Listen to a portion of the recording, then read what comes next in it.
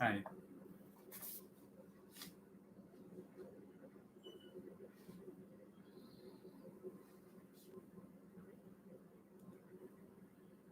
I guess we're going to be picking up on 181.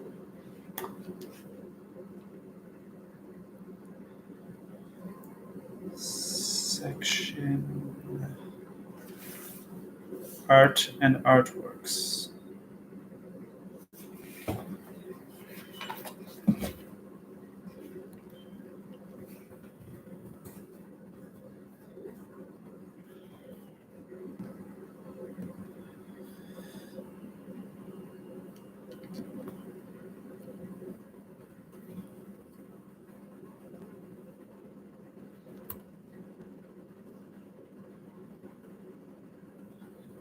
Yeah.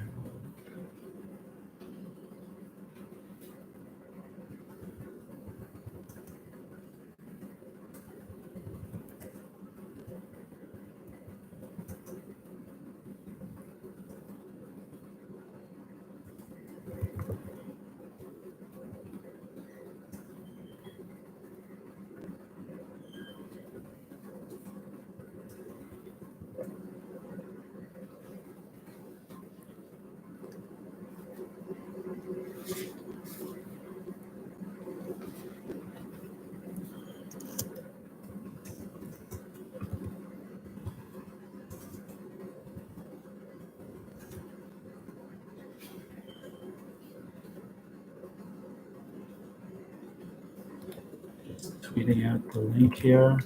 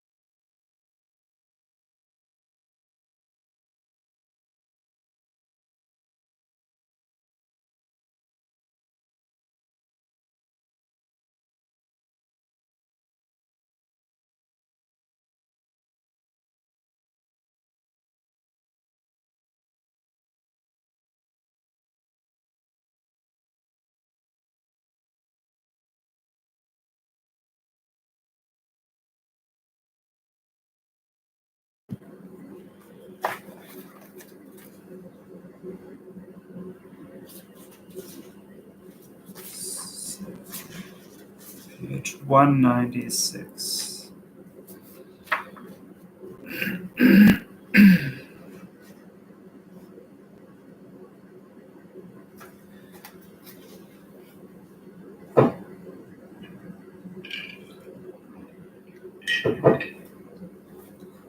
Just how little a universal concept of art suffices for artworks is demonstrated by the artworks themselves in that, as Valéry noted, few fulfill the strict concept. Guilt for this is borne not only by the weakness of artists in the face of the formidable concept of their object, but also by the concept itself. The more single-mindedly artworks devote themselves to the emerging idea of art, the more precarious becomes the relation of artworks to their other, a relation that is itself demanded by the concept. But this relation can be conserved only at the price of pre-critical consciousness, desperate naivete. Today, this is one of art's aporia. It is evident that supreme works are not the most pure, but tend to contain an extra artistic surplus, especially an untransformed material element that burdens their immanent composition. However, it is no less evident that once the complete immanent elaboration of artworks, unsupported by anything unreflected that is other than art, has taken shape as an aesthetic norm, it is not possible willfully to reintroduce impure elements. The crisis of the pure artwork in the wake of the European catastrophes cannot be solved by breaking out of the pure work into an extra-aesthetic materiality whose moralistic pathos is pitched to obscure the fact that it is not the easy way out. The line of least resistance is hardly suited to being established as the norm.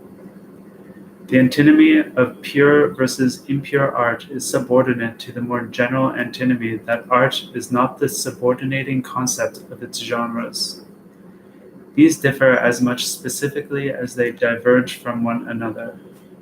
The question beloved of traditionalist apologists of every stripe, but is that still music, is fruitless. It is concrete, however, to analyze the de-aestheticization of art as a praxis that, devoid of reflection in this side of art's own dialectic, progressively delivers art over to the extra-aesthetic dialectic. By contrast, that stereotypical question wants to use art's abstract subordinating concept to constrain the movement of those discrete, mutually distinguishing elements in which art consists. Currently, however, art stirs most energetically where it decomposes its subordinating concept. In this decomposition, art is true to itself. It breaks the mimetic taboo on the impure as a hybrid. The inadequacy of the concept of art is registered by the linguistic sensorium in the expression a Sprachkunstwerk, a literary artwork. Not without a certain legitimacy, a literary historian coined it as a synonym for poetry in the largest sense. But the concept also does damage to poetic works that are artworks, and yet, because of their relatively autonomous discursive element, not only artworks or not artworks throughout. Art, likewise, is in no way simply equivalent with artworks, for artists are always also at work on art and not only on artworks. Art, as such, is independent even of the artwork's consciousness. Functional forms and cult objects may develop historically into artworks.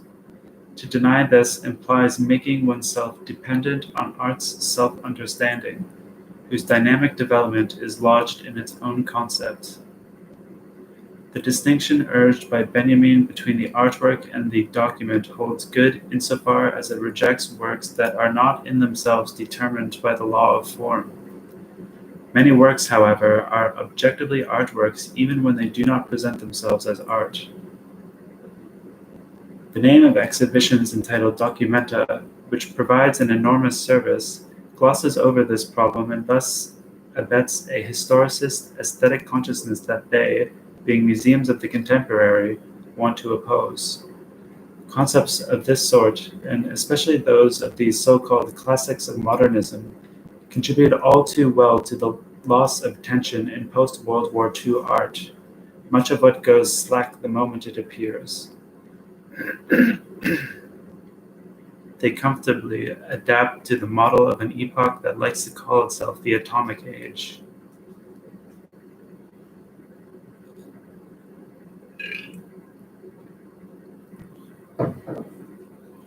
The historical moment is constitutive of artworks. Authentic works are those that surrender themselves to the historical substance of their age without reservation and without the presumption of being superior to it. They are the self-unconscious historiography of their epoch. This, not least of all, establishes their relation to knowledge. Precisely this makes them incommensurable with historicism, which, instead of following their own historical content, reduces them to their external history. Artworks may be all the more truly experienced the more their historical substance is that of the one who experiences it.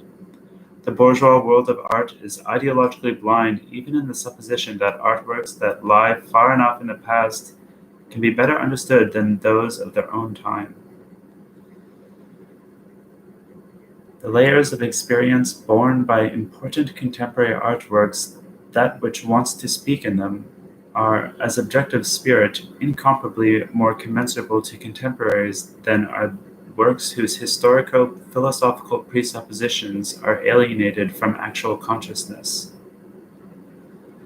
The more intensively one seeks to comprehend Bach, the more puzzling is the gaze he returns, charged as it is with all the power that is his.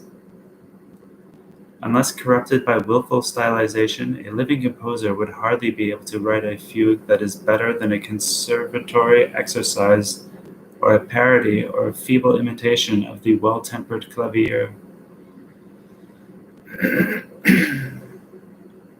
The most extreme shocks and gestures of alienation of contemporary art, seismograms of a universal and inescapable form of reaction, are nearer than they appear to be by virtue of historical reification. What is considered to be intelligible to all is what has become unintelligible.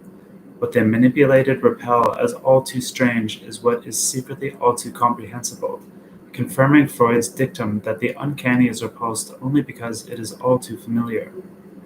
What is blessed on the other side of the Iron Curtain as a cultural heritage, and accepted on this side as Western tradition, is exclusively manipulable experiences that can be turned on and off at will. They are more than familiar to convention, whereas the familiar can scarcely be actualized any longer. These experiences die off in the same instant that they become immediately accessible. Their tensionless accessibility seals their fate. This is to be demonstrated equally by the fact that obscure and doubtlessly uncomprehended works are laid out in state in the pantheon of the classics and stubbornly repeated, as by the fact that, except for a vanishing few that are reserved as exceptions for the most extreme avant-garde, the performances of traditional works turn out false and nonsensical, objectively incomprehensible.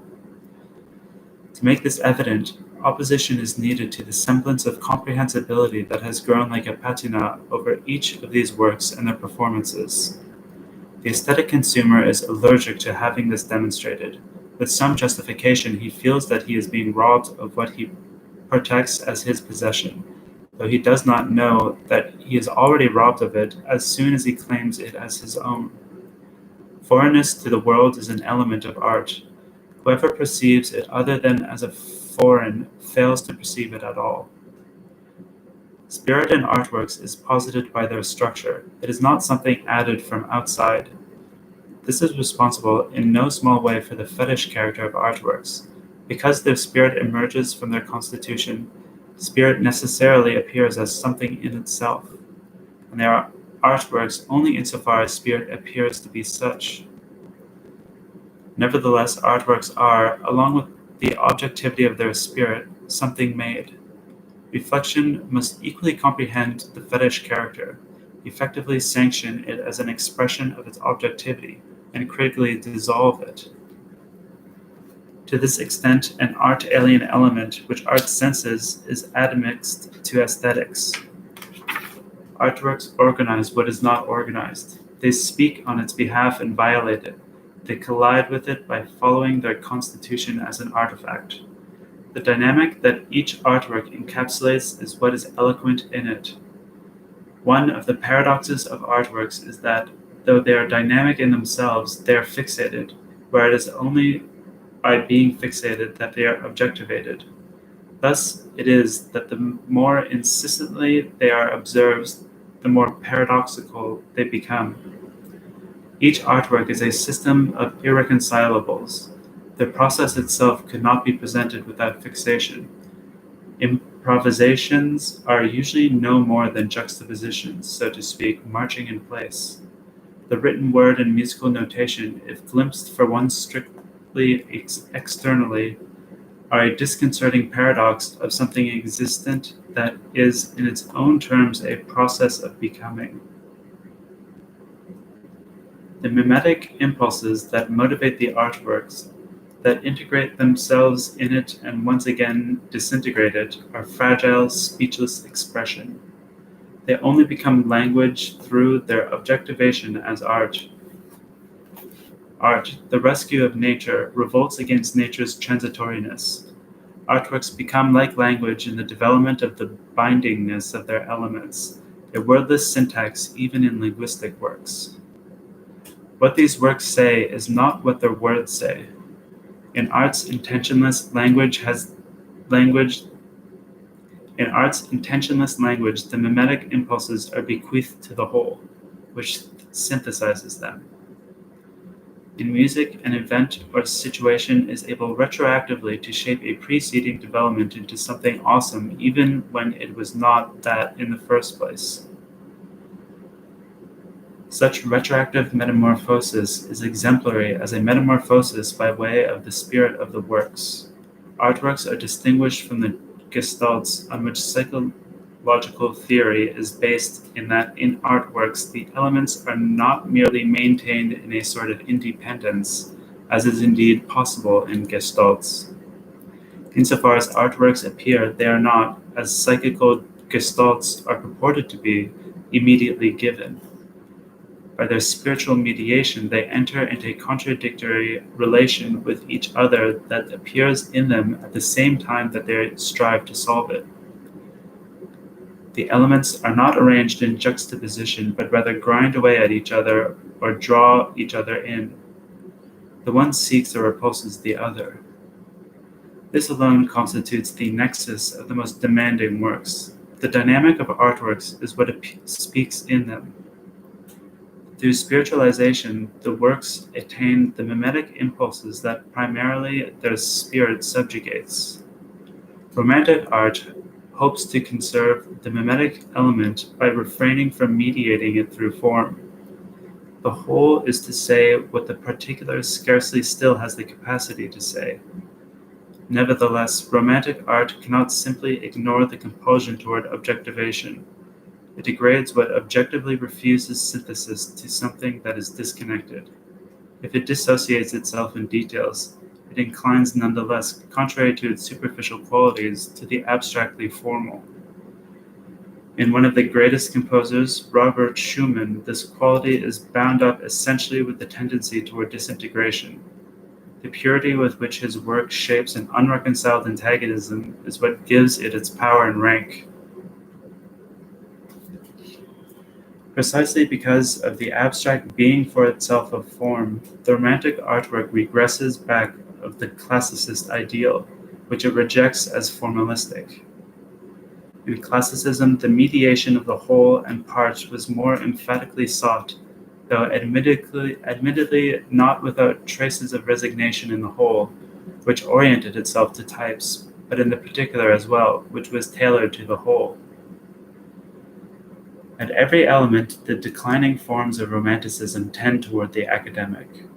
Under this aspect, a sturdy typology of artworks emerges unavoidably.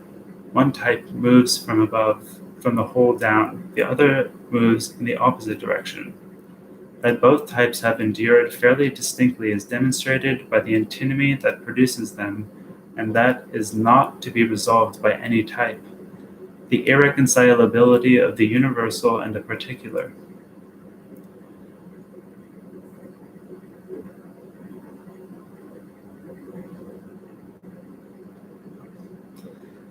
Rather than schematically extinguishing the particular, as was the predominant praxis of the age preceding him, Beethoven, showing an elective affinity for the spirit of the mature bourgeois spirit of the natural sciences, faced the antinomy of the universal and the particular by qualitatively neutralizing the particular.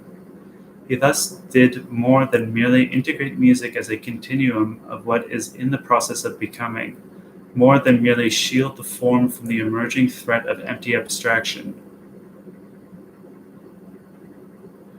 He thus did more than merely integrate music as a continuum of what is in the process of becoming, more than merely shield the form from the emerging threat of empty abstraction. In foundering, the particular elements dissolve into each other and determine the form through the process of their foundering. In Beethoven, the particular is and is not an impulse toward the whole, something that only in the whole becomes what it is, yet in itself tends toward the relative indeterminateness of basic tonal relations and toward amorphousness. If one hears or reads his extremely articulated music closely enough, it resembles a continuum of nothing. The tour de force of each of his great works is literally Hegelian, in that the totality of nothing determines itself as a totality of being, though it does so only as semblance and not with the claim of absolute truth. Yet this claim to absolute truth is at the very least suggested as the work's ultimate content by the composition's immanent stringency. The element of nature is represented by a polar opposition between the latently diffuse and ungraspable on the one hand, and a compelling force that constrains and shapes it on the other. The demon, the compositional subject that forges and hurls whole blocks, faces the undifferentiated smallest unities into which each and every movement is dissociated. Ultimately, there is no material at all, but only the unadorned system of basic tonal relations.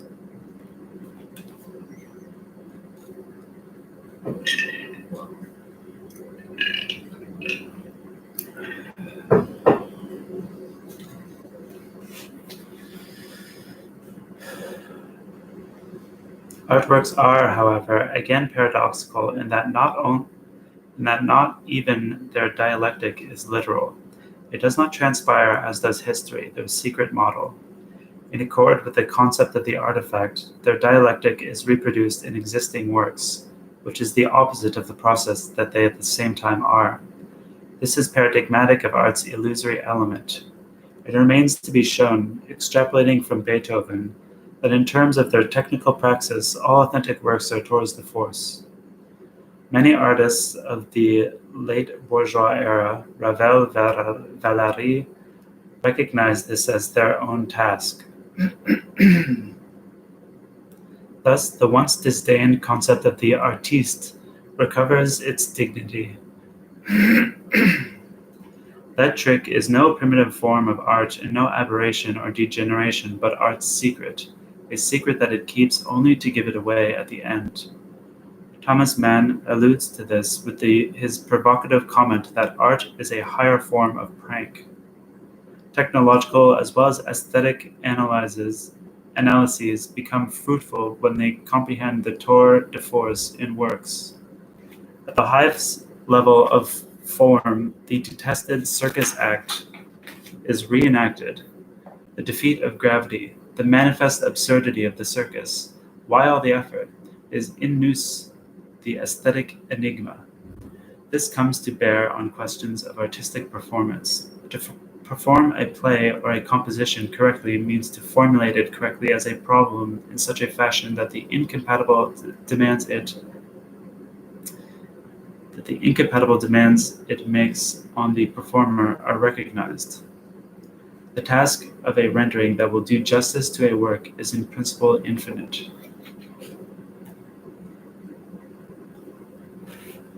By its opposition to the empirical world, each artwork programmatically, as it were, establishes its unity. What has passed by way of spirit determines itself in its oneness against the accidental and chaotic that are embedded in nature. Unity is more than merely formal. By its force, artworks wrest themselves free from fatal disintegration. The unity of artworks is their caesura from myth. Caesura. In themselves and in accord with their immanent determination, they achieve a unity that is impressed upon the empirical objects of rational knowledge. Unity emerges from their own elements, from their multiplicity. Thus they do not extirpate myth but mollify it. Turns of phrase such as that a certain painter well understood how to compose figures in a harmonious scene, or that the timing and placing of a pedal point in a Bach prelude have an especially felicitous effect. Goethe himself was on occasion not averse to formulations of this type, now have an archaic and provincial quality because they lag behind the concept of immanent unity and, admittedly, at the same time avow the surplus of arbitrary will in every work. Such comments praise what is defective in innumerable works, even if it is a defect that is constitutive of art. The material unity of artworks is all the more illusory the more its forms and elements are topoi and do not emerge immediately from the complexion of the individual work. One aspect of the opposition of modern art to immanent semblance, its insistence on the real unity of the unreal, is that it no longer tolerates anything universal in the form of an unreflected immediacy in itself. That the unity of the work does not, however, completely originate in the work's individual impulses is not due simply to how these impulses are manipulated. Semblance is defined by these impulses as well, while gazing longingly and needingly toward the unity they could fulfill and reconcile. They always at the same time flee from it. The prejudice of the idealist tradition in favor of unity and synthesis has neglected this. Unity is motivated not least of all by the fact that, according to their own propensity, the individual elements seek to escape it. Dispersed multiplicity does not offer itself neutrally to aesthetic synthesis, as does epistemology's chaotic material, which, devoid of quality, neither anticipates nor eludes its forming.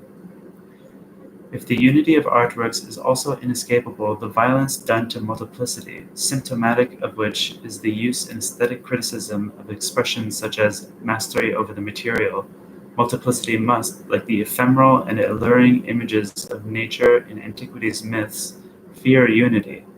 The unity of logos, because it mutilates, is enmeshed in the nexus of its guilt.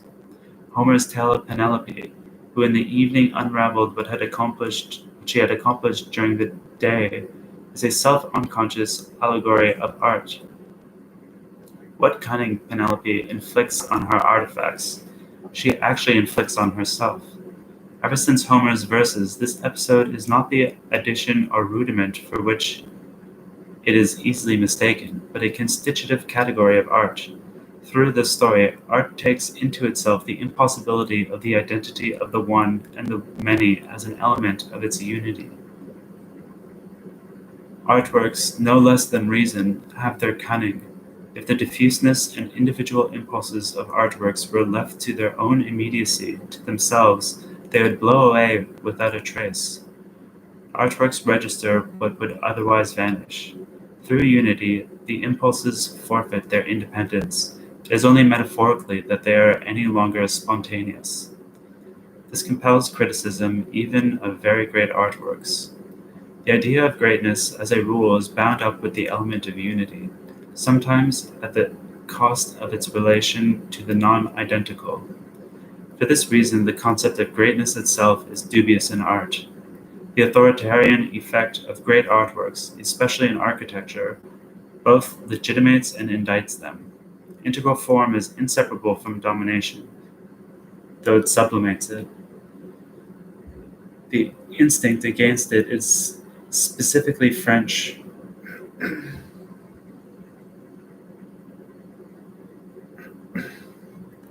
Greatness is the guilt that works bear, but without this guilt they would remain insufficient.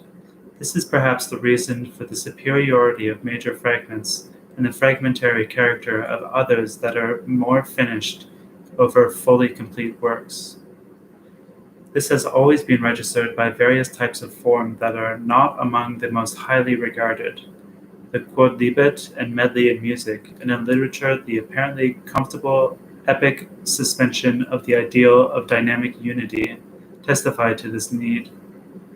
In every instance, the renunciation of unity as a principle of form itself remains unity sui generis, however mediocre the quality. Yet this unity is not binding, and an element of this absence of bindingness is probably binding in all artworks. As soon as unity becomes stable, it is already lost.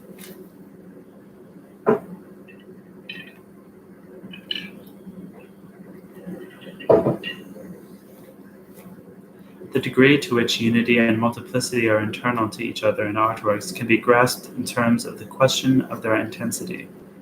Intensity is the mimesis achieved through unity and ceded by the multiplicity to the totality, although this totality is not immediately present in such a fashion that it could be perceived as an intensive force.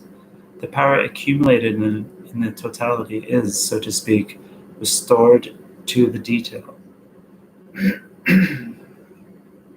That in many of its elements the artwork becomes more intense, thickens, and explodes, gives the impression of being an end in itself. The great unities of composition and construction seem to exist only for the purposes of such intensity. Accordingly, contrary to current aesthetic views, the whole, in truth, exists only for the sake of its parts, that is, its Greek word, the instant, and not the reverse. What works in opposition to mimesis ultimately seeks to serve it. One who reacts pre-artistically, who loves various passages of a composition or painting without considering the form, perhaps without noticing it, perceives something that is rightfully driven out by aesthetic cultivation yet remains essential to it. Whoever lacks an appreciation for beautiful passages, in painting too, as with Prost Bergeot, who, seconds before his death, is captivated by a small section of a yellow wall in a Vermeer painting, is as alien to the artwork as one who is incapable of experiencing its unity. All the same, such details gain their luminosity only by virtue of the whole. Many measures in Beethoven sound like the sentence in Elective Affinities, like, quote, like a star, a hope fell from the heavens below, end quote. This is true of the Adagio of the Sonata in D minor, Op. 31, number 2. It only requires playing the passage first in context, and then alone to be able to recognize how much its incommensurableness, radiating over the passage, owes to the work as a whole. The passage becomes extraordinary because its expression is raised above what precedes it by the concentration of a lyrical, humanized melody. It is individuated in relation to and by way of the totality. It is its product as well as its suspension. Even totality, the gapless fittedness of artworks, is no ultimate category. Although it is intransigent in the face of regressive atomistic perception, it is relativized because its force is proved exclusively in the particular into which it radiates. The concept of an artwork implies that of its success. Failed artworks are not art. Relative success is alien to art. The average is already the bad. The average is incompatible with the medium of particularization. Middling artworks, the healthy soil of minor masters so appreciated by historians of a similar stamp, presuppose an ideal similar to what Lukács had the audacity to defend as a normal artwork. However, being the negation of the spurious universal of the norm, art tolerates neither normal works nor middling ones that correspond to a norm or establish their meaning in terms of their distance to it. There is no scale for the ranking of artworks. Their self-identity mocks the dimension of more or less. For success, inner consistency is an essential element, but in no way the only one. That the artwork touch on something, the richness of the detail in the whole, the gesture of generosity even in the most brittle works, these are models of the demands that are present to art without their being reducible to the coordinates of inner consistency. The plenitude would probably elude general theoretical reflection. Yet they suffice for casting doubt not only on the concept of consistency, but on that of success, which is in any case distorted by its association with the image of the straining model student. Yet the idea of success is all the same requisite if art is not to be abandoned to crude relativism. And the idea of success is active in the self-criticism that resides in each artwork and makes it one in the first place. Imminent to consistency is that it is not all there is to art. This distinguishes its emphatic concept from its academic correlative. What is only and thoroughly consistent is not consistent. What is nothing but consistent, regardless of what is to be formed, ceases to be something in itself and degenerates into something completely for an other. This defines academic polish. Academic works are bad because the elements their logicality should synthesize engender no counter-impulses and in fact do not exist. The work undertaken by their unity is superfluous, tautological, and insofar as it appears as the unity of something inconsistent. These works are dry, which is in general what results when mimesis withers. According to the doctrine of temperament, Schubert, the mimic par excellence would be sanguine, moist. The mimetically diffuse can be art because art is in sympathy with diffuseness. This is not the case for unity, which strangles the diffuse element of art to honor art. An artwork whose form springs from its truth content, however, is emphatically successful. It is not obliged to erase the traces of the process by which it has come to be what it is. Its artificiality, the phantasmagorical, is its opposite in that through its appearance it portrays itself as achieved instead of carrying through the process whereby it might actually succeed. This is the only moral of artworks. By pursuing it, artworks approximate themselves to a naturalness that is not unjustly demanded of art. They distance themselves from it as soon as they take the image of naturalness under their own charge. The idea of success is intolerant of administration, for it postulates objective aesthetic truth. Admittedly, there is no aesthetic truth without the logicality of the work, but to become aware of it requires consciousness of the whole process, which is sharpened as the critical problem posed by the work. The objective quality of the work is mediated through this process. Artworks have mistakes and can be vitiated by them, but there is no single mistake that the true consciousness of the process would not be able to legitimate as correct, thereby annulling the judgment. One is not necessarily a pedant to raise objections on the basis of compositional experience in the first movement of Schoenberg's string quartet in F-sharp minor. The immediate continuation of the first main theme in the viola anticipates precisely the motive of the second theme and as a result damages the economy that demands the binding contrast of a prolonged thematic dualism.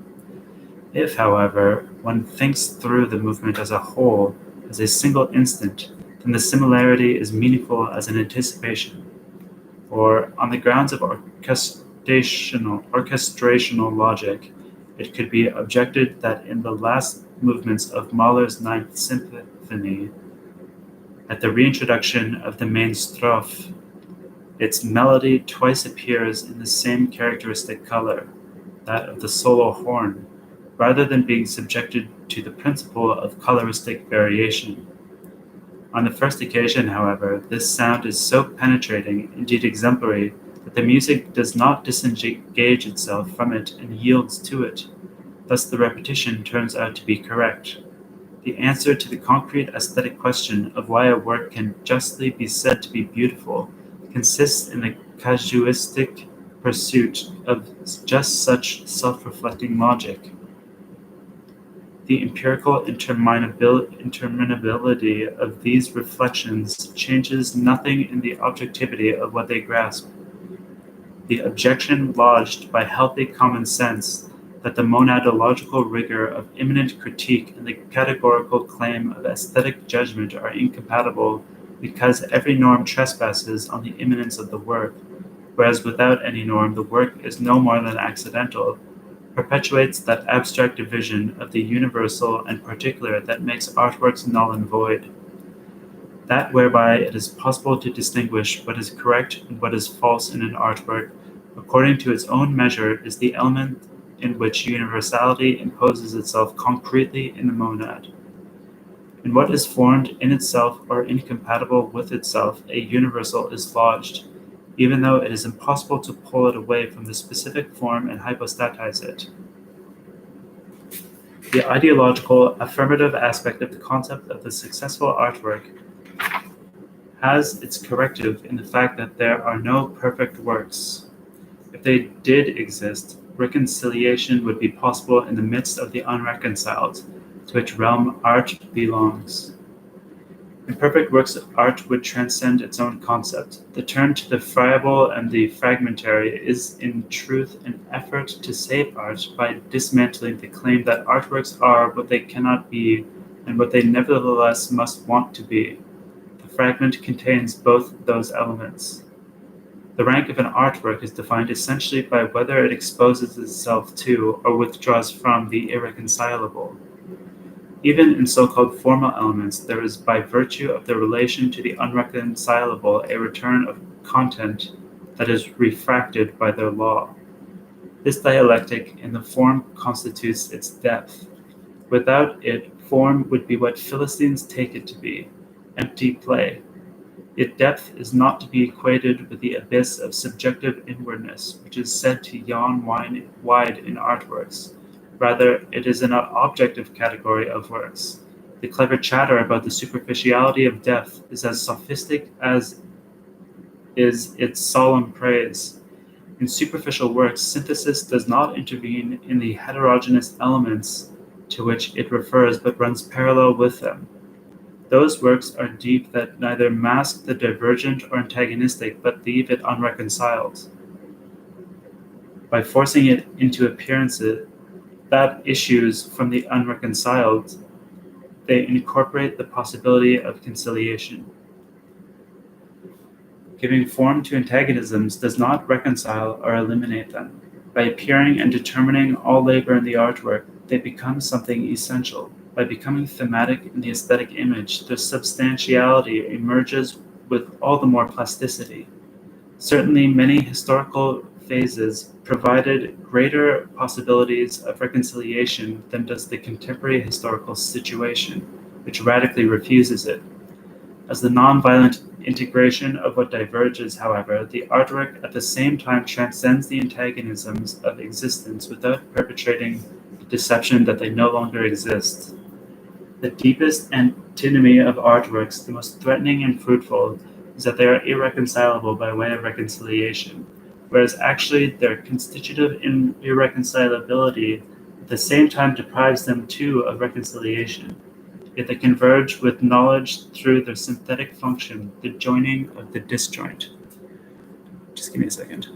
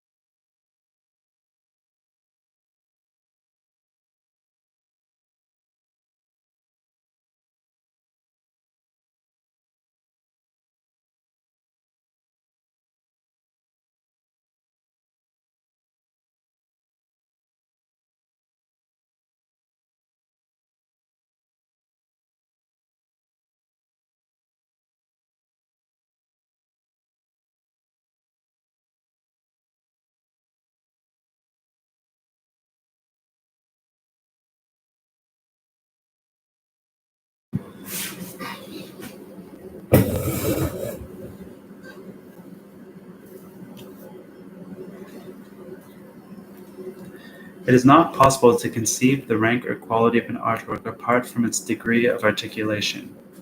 In general, artworks are more valuable in direct relation to how articulated they are, when nothing dead, nothing unformed remains, when there is no part that has not been passed through in the forming process. The more deeply this process has penetrated, the more successful the work. Articulation is the redemption of the many in the one. For artistic praxis, the demand for articulation means that every specific form idea must be driven to its extreme. For its realization in the artwork, even the form idea that in the opposite of distinctness, the vague, requires the utmost distinctness of form, as in Debussy. Distinctness is not to be confused with bombastic, exalted gesturing, even though irritation with the latter originates more in anxiety than in critical consciousness. That style flamboyant, which still stands in poor repute, may be perfectly appropriate and objective according to the requirements of something that is to be presented. Even when the temperate, expressionless, disciplined, and middling is sought, they must be carried out with the utmost energy. The indecisive and mediocre is as bad as the harlequinade and the excitement that, through the choice of inappropriate means, becomes exaggerated. The more articulated the work, the more its idea becomes eloquent. Mimesis receives succor from its counterpole. Although the category of articulation, correlative with the principle of individuation, was not reflected until the modern age, as objectively retroactive force even over works of the past, the rank cannot be isolated from the later course of history. Many older works must fall because, built on stereotypes, they dispensed with articulation. Prima facie, the principle of articulation, as a principle of artistic procedure, bears analogy to the progress of subjective reason, taking it in strictly formal terms that the dialectical treatment of art relegates to being one element among others. This idea of articulation, however, would be too cheap, for articulation does not consist of differentiation that serves exclusively as a means of for unification. Rather, it consists in the realization of that differentiated something that is, as Hölderlin wrote, good. Aesthetic unity gains its dignity through the multiplicitous itself. It does justice to the heterogeneous.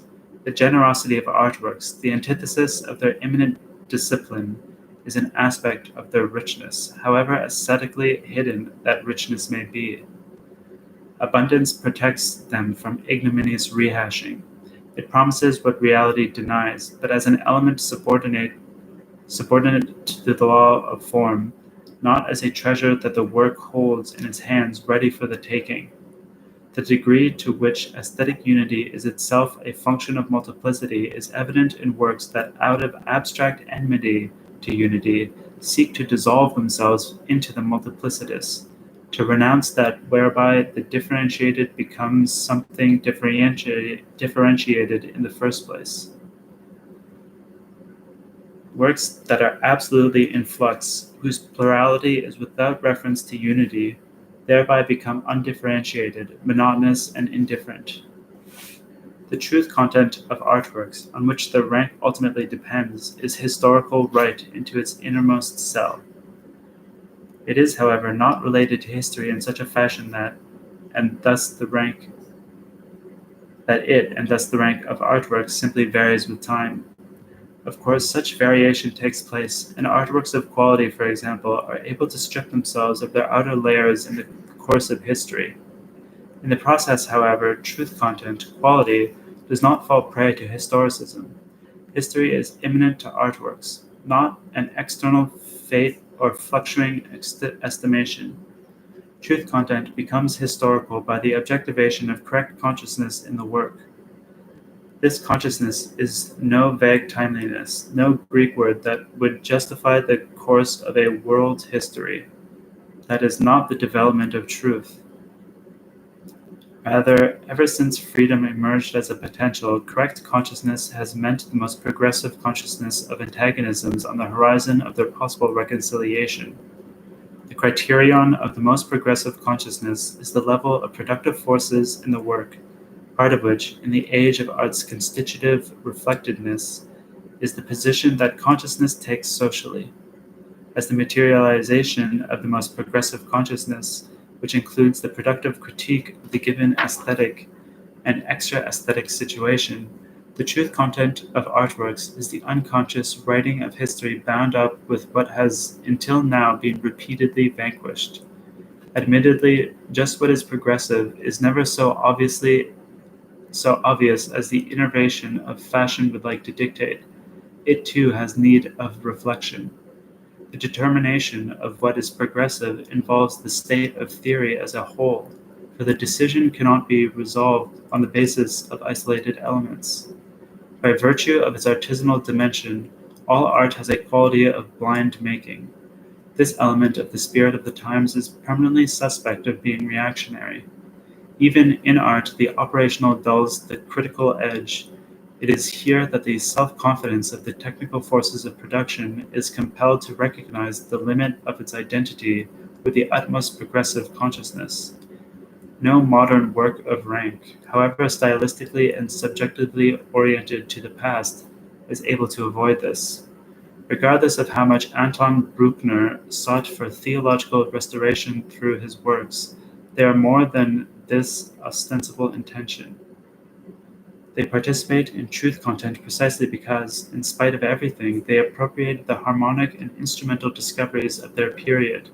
What they desire as eternal becomes substantial exclusively as modern and in opposition to the modern. Rimbaud's Il faut être absolument moderne, itself modern, remains normative.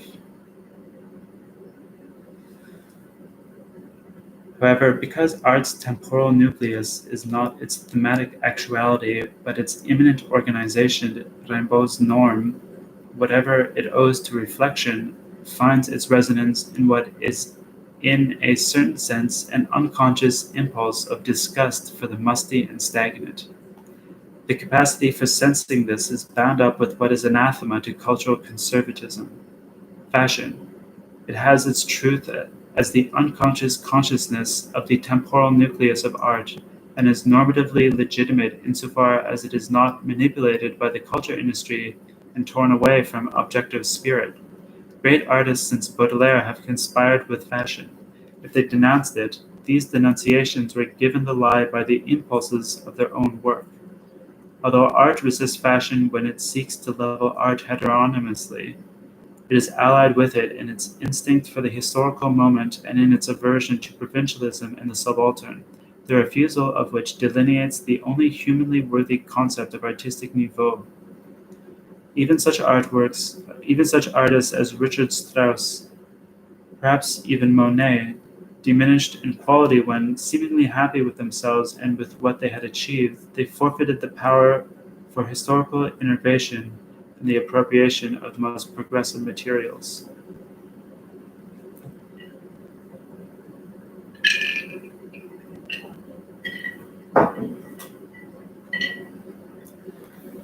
The subjective impulse that registers what is to be done is the appearance of something objective transpiring back of this impulse. The development of productive forces, which art in its innermost has in common with society and at the same time opposes through its own development. In art, development has multiple meanings. It is one of the means that crystallize in art's autarky. Further, it is the absorption of techniques that originate socially, external to art, and that, because they are alien and antagonistic, do not always result in progress. And lastly, human productive forces also develop in art in the form of subjective differentiation. For example, although such progress is often accompanied by the shadow of regression in other dimensions. Progressive consciousness ascertains the condition of the material in which history is sedimented right up to the moment in which the work answers to it. Precisely by doing so, progressive consciousness is also the transforming critique of technique. In this moment, consciousness reaches out into the open, beyond the status quo. It is not possible to eliminate from this consciousness the element of spontaneity. It is in that element that the spirit of the age indicates its determinacy and surpasses its mere reproduction, but does not simply reiterate given procedures, is itself historically produced in accord with Marx's comment that each epoch solves the tasks that are posed to it. In each epoch, the aesthetic forces of production, the talents emerge that, as if by second nature, correspond to the level of technique and by a sort of secondary mimesis drive it further. The categories that are held to be extra-temporal natural endowments are just so temporally mediated. Thus, even the cinematographic gaze may appear innate. Aesthetic spontaneity is vouchsafed by its relation to extra-aesthetic reality. It is the determinate opposition to reality by way of adaptation to it. Just as spontaneity, which traditional aesthetics wanted to exempt from time as the creative principle, is temporal in itself. It participates in time that is individualized in the particular. By doing so, it gains the possibility of becoming objective in artworks. The concept of artistic volition is right in that it conceives the intrusion of the temporal into what is artistic, however impossible it is to reduce the artistic to the subjective denominator that is implicit in the idea of volition. In Parsifal, just as in all artworks, even in those of the so-called temporal arts, time becomes space. By virtue of what it stores within itself no less than by its own rationality, which it transposes to the logicality of artworks, the spontaneous subject is something universal. As that which brings forth a work in the here and now is a temporal particular. This was registered by the ancient doctrine of genius, but it was falsely attributed to charisma. This coincidence of the universal and the particular goes over into artworks, whereby the subject becomes aesthetically objective. Artworks are therefore transformed objectively, on no account simply in terms of their reception. The force bound up in them lives on, and yet reception should not be schematically neglected. Benjamin once spoke of the traces that the innumerable eyes of beholders have left behind on many paintings, and Goethe's dictum that it is hard to judge what once made a great impression indicates more than merely respect for established opinion. The transformation of works is not prevented by their fixation in stone or on canvas, in literary texts or musical scores, even if the will, mythically trapped as ever, does its part in this fixation to seal the works away from time. The fixated is a sign, a function, not something in itself. The process between what has been fixated and the spirit is the history of works. If each work is in a condition of equilibrium, each may yet once again enter into motion. The elements of equilibrium are irreconcilable with each other.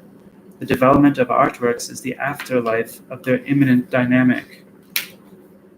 What works say through the configuration of their elements in different epochs means something objectively different, and this ultimately affects their truth content. Works may become uninterpretable and fall mute.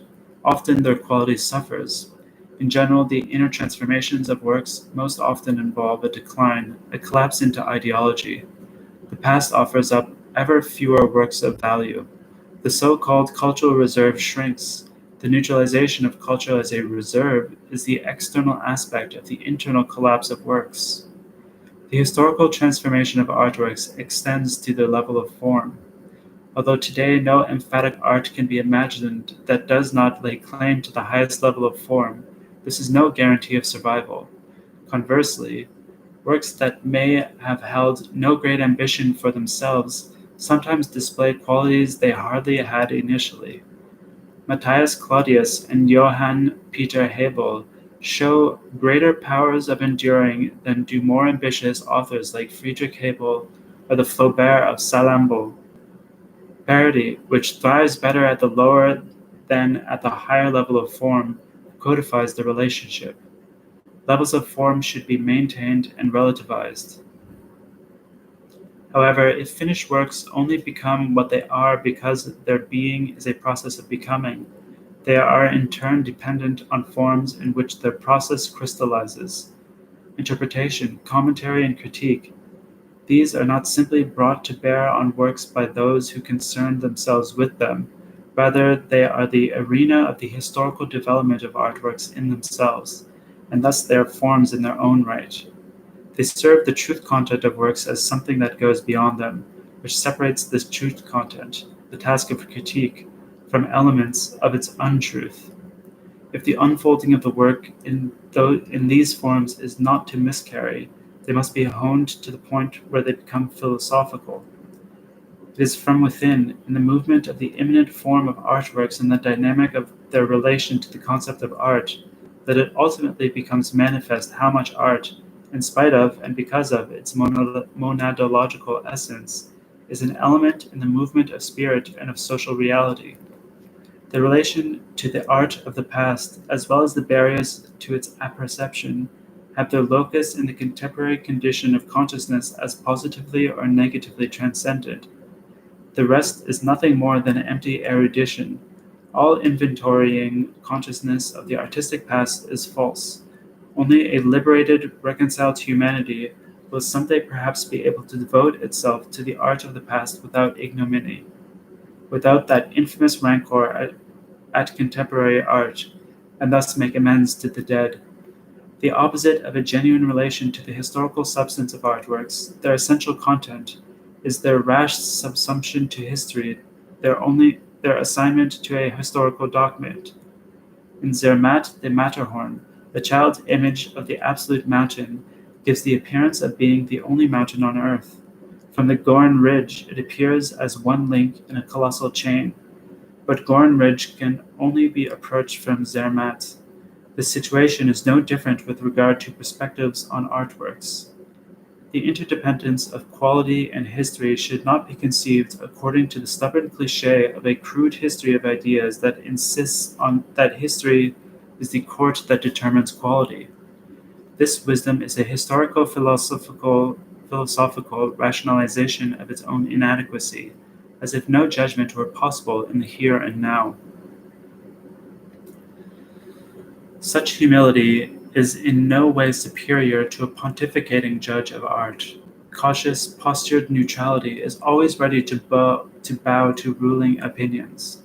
Its conformism extends even into the future, for this neutrality puts its trust in the course of world spirit, in an afterworld in which the authentic would be ever secure, whereas under its unceasing spell the world spirit confirms and bequeaths the old untruth. Occasional great discoveries or exhumations, such as those of El Greco, Buchner, and Lautréamont, have been powerful just because they make evident that the course of history, as such, in no way makes common cause with what is good. Even with regard to important artworks, the course of history must, as Benjamin put it, be brushed against the grain, and no one is able to say what important works have been destroyed in the history of art, so deeply forgotten that they are not to be retrieved, or so slandered that they are beyond call. Rarely has the violence of historical reality tolerated even intellectual revisions. All the same, the idea of the judgment of history is not simply nugatory. For centuries, examples of the incomprehension of contemporaries have abounded. Ever since the end of feudal traditionalism, the demand for the new and original has necessarily collided with whatever views are prevailing. Simultaneous reception becomes ever more difficult. It is nevertheless striking how few artworks of the highest rank were brought to light even in the epoch of historicism, which ransacked everything it could lay hands on. It must be reluctantly admitted, moreover, that the most famous works of the most famous masters, themselves fetishes in commodity culture, are indeed often, though not always, superior in quality to those that have been neglected. In the judgment of history, domination in the form of prevailing opinion entwines with the unfolding truth of artworks. As the antithesis to existing society, truth is not exhausted according to society's laws. Rather, truth has its own laws, which are contrary to those of society. And in real history, it is not only repression that grows, but also the potential for freedom, which is unanimous with the truth content of art. The merits of a work, its level of form, its internal construction, tend to become recognizable only as the material ages or when the sensorium becomes dulled to the most striking features of the work. Beethoven could probably be heard as a composer only after the gesture of the Titanic, his primary effect, was outstripped by the crasser effects of younger composers like Berlioz. The superiority of the great Impressionists over Gauguin became evident only after his innovations had paled in the face of later developments. For quality to unfold historically, however, depends not just on it but on what came afterward, and it sets in relief what preceded it.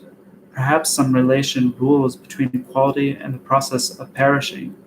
Inherent in many artworks is the force to break through the social barrier that they establish, whereas Kafka's writings violate the collusion of the novel reader by the explosive empirical impossibility of what is narrated. It is precisely by virtue of this violation that they become understandable to all. The view trumpeted in unison by Westerners and Stalinists of the incomprehensibility of modern art for the most part holds true descriptively. What is false in this view, however, is that they treat this reception as a fixed entity and ignore the interventions in consciousness of which incompatible works are capable. In the administered world, artworks are only adequately assimilated in the form of the communication of the uncommunicable, the breaking through of reified consciousness. Works in which the aesthetic form, under pressure of the truth content, transcends itself, occupy the position that was once held by the concept of the sublime. In them, spirit and material polarize in the efforts to unite. Their spirit experiences itself as essentially unrepresentable, while on the other hand their material, that to which they are bound external to their boundary, experiences itself as irreconcilable with the unity of the work. Kafka's writings are no more artworks than they could ever have been religious documents. The material, according to Benjamin, the language in particular, becomes desolate, starkly conspicuous. Spirit is imbued with the quality of a second-order abstractness. Kant's doctrine of the feeling of the sublime all the more describes an art that shudders inwardly by suspending itself in the name of an illusionless truth content, though without, as art, divesting itself of its semblance character. The Enlightenment concept of nature contributed to the invasion of the sublime into art, along with a critique of the absolutist world of forms that made nature taboo as monstrous, boorish, and plebeian, a critique that was itself part of the general cultural historical movement of the late 18th century. Artistic practice was penetrated by that which Kant had reserved for nature as sublime and which came increasingly into conflict with taste. The unleashing of the elemental was one with the emancipation of the subject and thus with the self-consciousness of spirit. This self-consciousness spiritualized art as nature. Art's spirit is the self-recognition of spirit itself as natural. The more art integrates into itself what is non-identical, what is immediately opposed to spirit, the more it must spiritualize itself.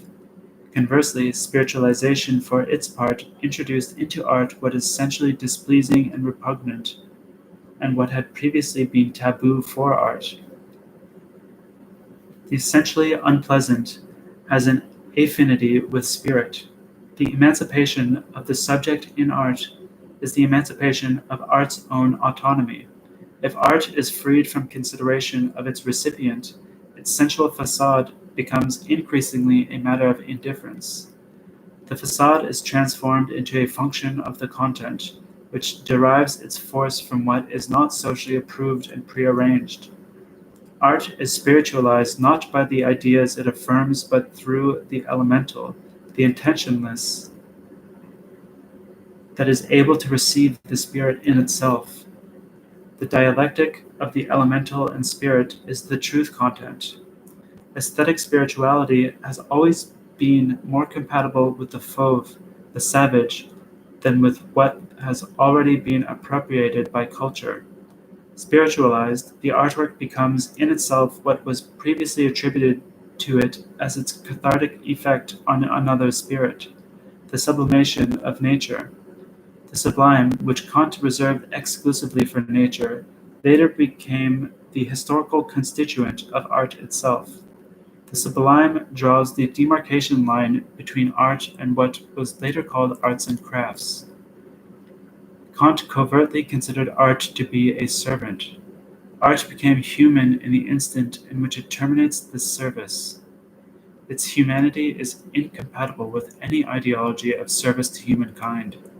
It is loyal to humanity only through inhumanity toward it. All right, well, until the next time.